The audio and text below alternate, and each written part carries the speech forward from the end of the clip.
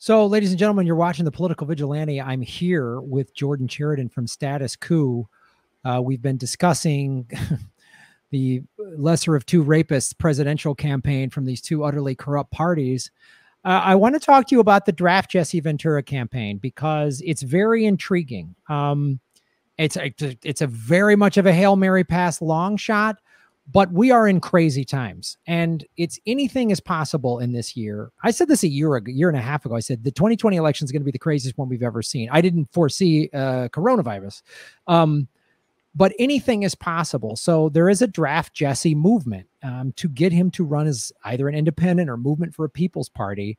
There are 39 states that it's not that difficult.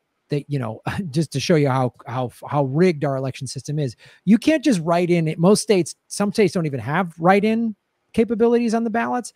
And if they do, you have to have an approved list of write-in candidates. So that's part of what the Draft Jesse movement is doing.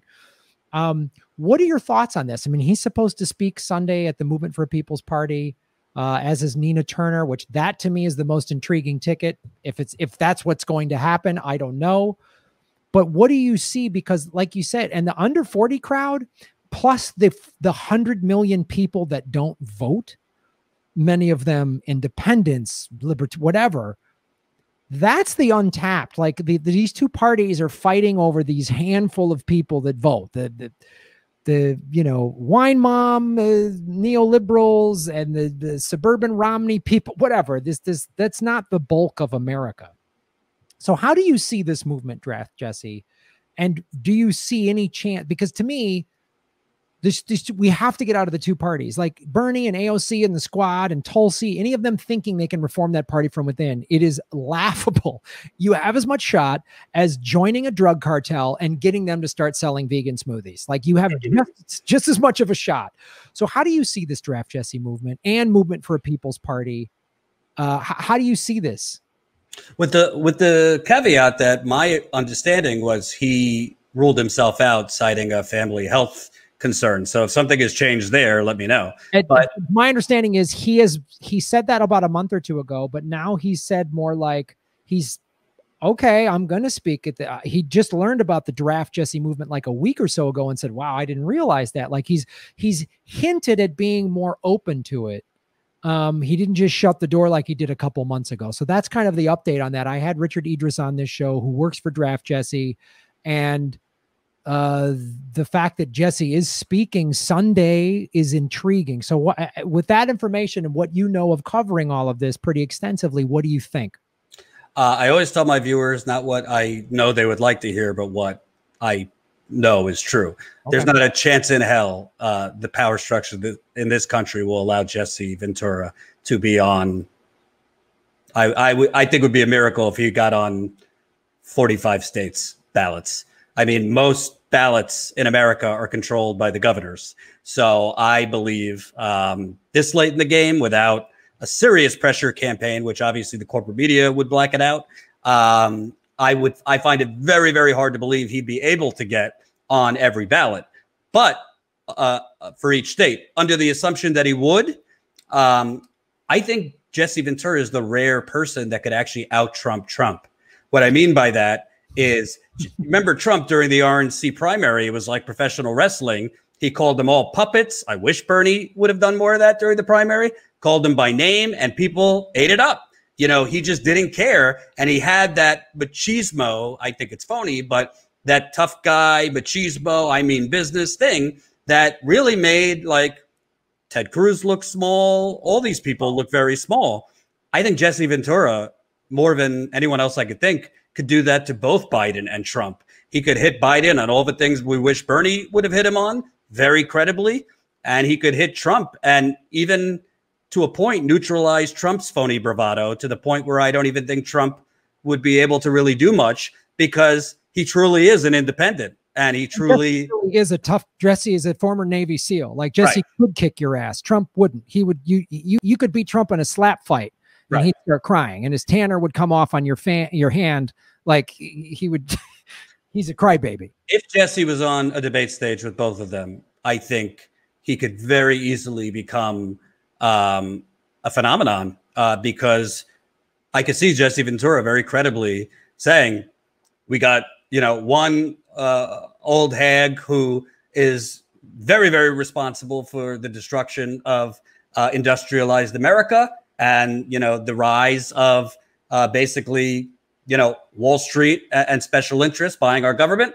And over here, we have a criminal money launderer, borderline, say what you want, rapist, whatever. I think he could really, if he was on a debate stage or even got any attention, I think he could really basically cement that we don't need to pick between these two rock bottom choices. We have a better choice. So if he decided to run very last minute, I think it would be very, very hard to get on a debate stage. But I think he would take away a huge chunk of votes from Biden, for sure. Whether he could win, I don't know. But I think he'd take away the same voting group that you and I have been talking about, that under 40 across black, brown, white. I think a lot of them would go to Jesse Ventura. I even think some Republicans who are kind of, falling out of love with Trump might go to Jesse Ventura. I think it's very interesting. I feel the same way. I mean, look, he can get on 39 states ballots if the Draft Jesse movement is successful, which is 400 electoral votes. Now, I agree, and I like having at least some shred of hope so I don't hang myself. But I'm also not naive. You're correct. These two parties will join forces to block him because they know how powerful he could be. But that being said, I agree. I totally agree, and I want to add to this. If Draft Jesse movement, and I encourage my audience to get involved in this, give it a shot. The worst that happens is we're back to these two awful choices. But if somehow he can get on the ballot in at least 39 states and can get on a debate stage, I not only think he appeals to the under 40 crowd for sure, he appeals to all these libertarians who, most libertarians are kind of like disenfranchised Republicans. And I always give libertarians credit, even though there's a lot of things I might disagree with them on. They at least made a decision to go search out a third party. They didn't just say, well, I was born a Republican, this is my thing, or I was born a Democrat, this is my thing. They searched it out. And I think all of these independents, I think some of the the Reagan Republicans, I call them, the moderate Republicans would go, I'll vote for this guy because, like you say, on a stage, he's an ex-Navy SEAL. So when he is bad-mouthing, when he's talking about how horrible war is, those sort of people that probably would never give Medea Benjamin, who I love and respect, and I think what Code Pink does is amazing, but some of those America first, they still think fighting terrorism is good, whatever. Like those folks are probably they're just like, oh, Medea is some old hippie or whatever. They wouldn't give her credit or respect. I have a lot of credit and respect for Medea Benjamin, but those people that just would like, oh, the anti-war movement, when they hear a Navy SEAL go, the war machine is awful, war is horrible. And the way and I don't watch a show all the time, but I watch it fairly enough. He calls out the banks. He calls out the military industrial complex. He calls out the oligarchs. And if he did that on a stage with these two utterly corrupt guys and had somebody like Nina Turner as his VP pick, I think he could win. And that's why I'm like, anything is possible in this crazy year. Anything is possible. And people are so right. I mean, millions of people are taking to the streets and protesting. Millions of people. They're itching for somebody to rally behind. Joe Biden is not that guy. Bernie let him down. They're just not. They're not. They can't. And rallying behind and an independent would be the guy that could unify people, because he could actually go into the red states and say, I understand what you're going through. I served this country. He wears his biker jacket or whatever. Like, I mean, that stuff actually, and the way he talks, he's so no nonsense. That's the thing they like about Trump. But as you and I say, it's all just Trump. It's an act, he thinks he's tough, but he's a rich kid, he's a candy ass. He's a silver spoon, where Ventura is not. Ventura is like not going to back down from anybody. He's not going to well, I'm going to sue you and say you're lying, like Trump does, like a little child. He's going to go, no, here are the facts. And it is an insane long shot, but yeah, I think that's what this, because most of the country is ready for a third party. They just don't know it yet. It hasn't been presented. And it's like, you know, look, I voted for Jill Stein and she's been on the show and I got crazy respect for her.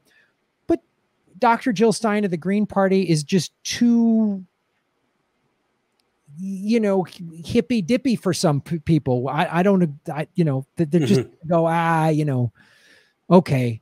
And it's just a token gesture. It's a voter. But like Jesse Ventura is someone they're like, you know, because he won as a governor. He was an independent guy. He did it.